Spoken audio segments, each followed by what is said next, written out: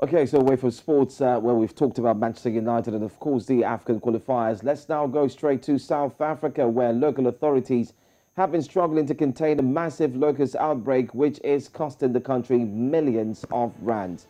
The outbreak, which has hit 3 provinces in the country, is the largest to have hit in more than a decade. It has had a significant impact on grazing lands, crops, roads, and railway lines in the eastern, western, and northern Cape provinces. Joining us this morning to weigh in on the extent of the outbreak is Western Cape Director for Sustainable Resource Use and Management. We have Ashia Peterson. Good morning, Ashia. Now, this outbreak was first reported in September last year, which we have been following closely. Why has it not been able to be brought under control? I mean, can you tell us the circumstance as at September as against the current situation we have in South Africa?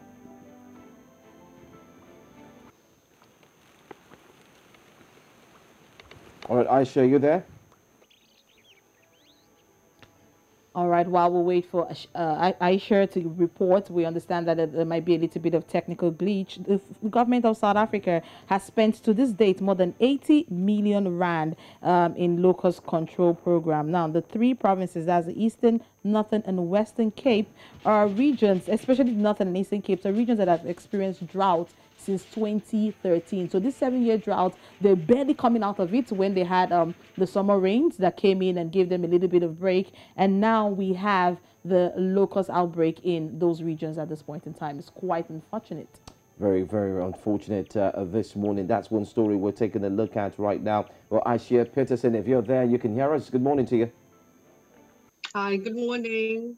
All right, great to have you. Earlier on, Oluchi was asking the question, so I'm just gonna, throw it back to her so she could start off with the questions that she's got for you. Exactly. Now, we have been monitoring the situation, the outbreak, since it was first reported in September of last year. We're just wondering, why hasn't it been brought under control? Can you give us a picture of view of a comparison of the situation in September as against what it is today in South Africa, in those provinces?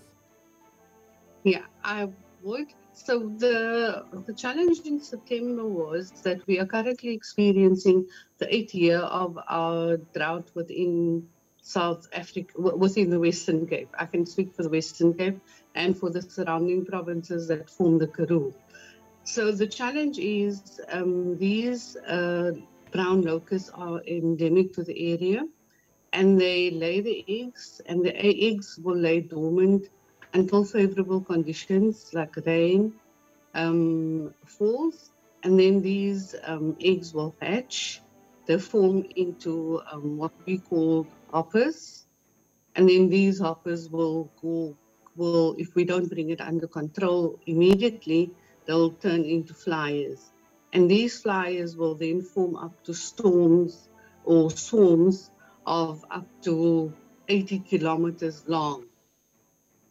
All right. So that's the first thing to understand is the cycle of how these flyers work. And once the flyers, wherever they land, of course, they will lay the eggs again.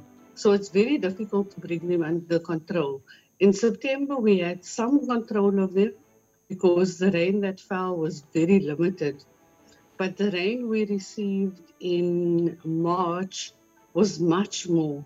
And as a result, far more of these eggs had hatched. And as a result, we found that these far more of these eggs hatched. And also with wind conditions, they migrated to areas where we've never seen them before. And the areas for us in the Western Cape, they've moved to areas in the Little Karoo, which includes Ladysmith, Calitzdorp, and Oudtshoorn. And we were completely ill-prepared because we don't have people that is trained to deal with the swarms. We didn't have the necessary chemicals nor the necessary protective clothing to deal with them.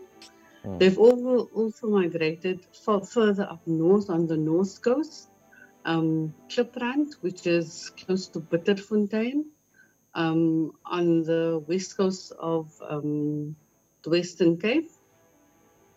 We also haven't seen them there in ages.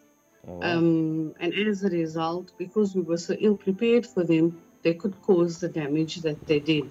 All right. All right. And Aisha, we're actually pressed for time, but let's take this question very quickly. You might want to tell us how bad, what's the extent of the damage that has been caused? How bad is it as we speak? We, well, for us, the first thing is in the Karoo. Whatever green we had after the rain, and you know the Karoo is, we have vegetation that's adapted to drought. So all green that was there for livestock, they immediately got rid of that livestock feed for livestock. Then what happened? Basically, you're trying to tell us about a food situation, food crisis situation that is brewing if the locust isn't brought under control.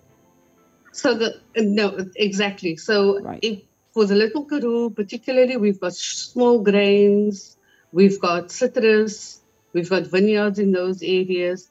And if at the moment, we do have the locusts under control in the Western Cape. I can speak for the areas. I'm not an expert on the other provinces, but under the other provinces, we to some extent have them under control. There's some areas that still need much more control. But for the Western Cape, I can say that if we didn't bring them under control, we would have suffered severe economic loss. We can imagine that. Well, which would have a major impact on our economic exports as well. All right. We really love to talk more on this. We want to say thank you so much for joining us, Aisha Peterson, all the way from South Africa.